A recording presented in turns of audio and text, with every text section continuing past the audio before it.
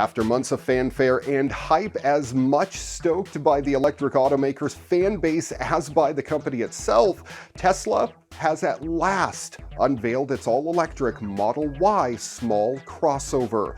And man, it sure looks like the Model 3, doesn't it? Built on the same platform as the widely successful Model 3, the Model Y has taken the stage at Tesla's design studio in Los Angeles. As expected, this EV cashes in on the crossover coupe trend that blends the lean, athletic look of a sports coupe with the spacious, ultratarian vibe of a utility vehicle, all with the added value of an electric powertrain and the brand of Tesla behind it. Oh, and if you're keeping track, this new EV continues Tesla's juvenile naming scheme.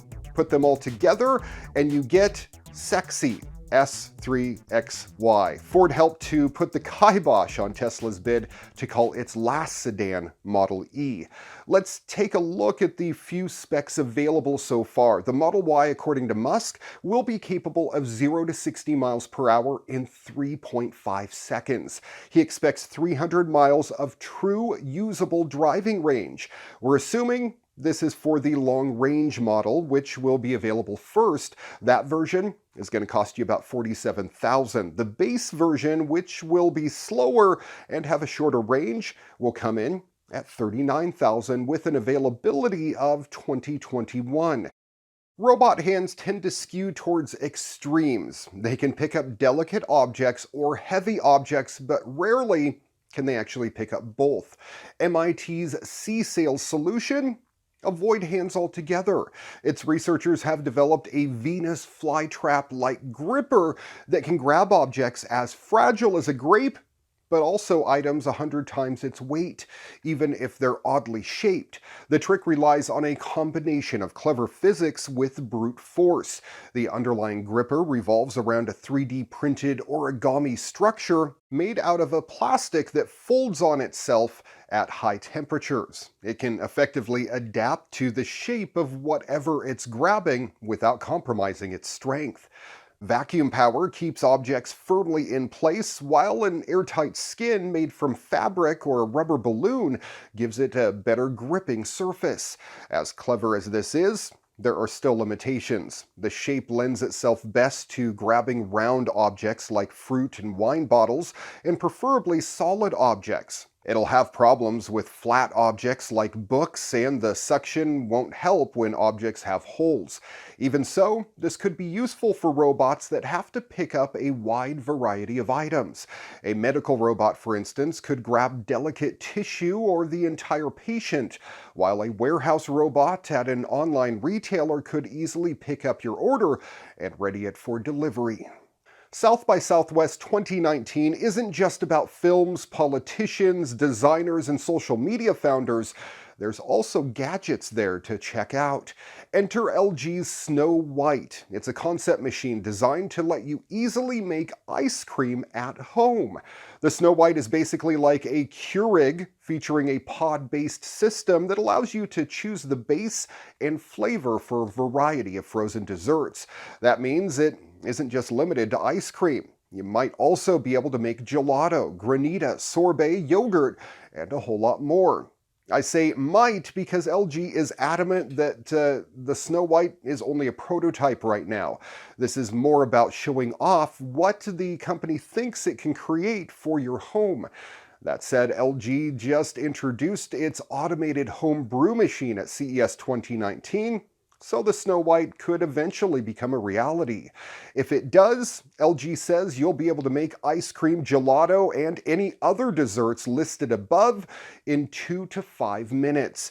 In addition to that, the system can clean itself and may offer both a touchscreen and physical dial for controlling its settings. Considering the popularity of Keurigs, the Snow White isn't a bad idea. Now I just hope LG adds some sort of smartphone integration in the future, because that would make my life even easier.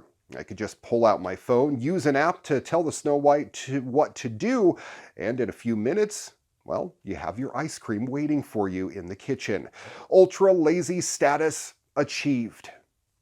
Over 29 days last spring, NASA's Mars exploration rover Opportunity documented this 360-degree panorama from multiple images taken at what would become its final resting spot in a valley.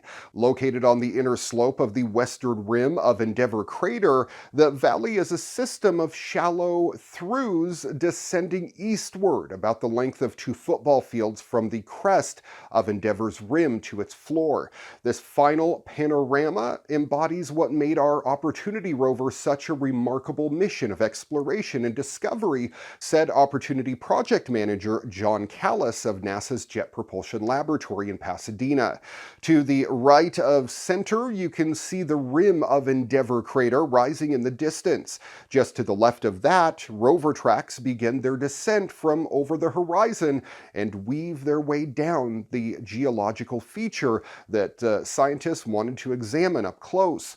To the right of center, you can see the rim of Endeavour crater rising in the distance. Just to the left of that, rover tracks begin their descent from over the horizon and weave their way down to geologic features that scientists wanted to examine up close. And to the far right and left are the bottom of the valley that is its final resting place. A pristine crater and unexplored, waiting for visits from future explorers. Opportunity's parting shot was a beautiful panorama. The image is a cropped version of the last 360-degree panorama taken by the Opportunity's rover panoramic camera PanCam from May 13th through June 10th, 2018.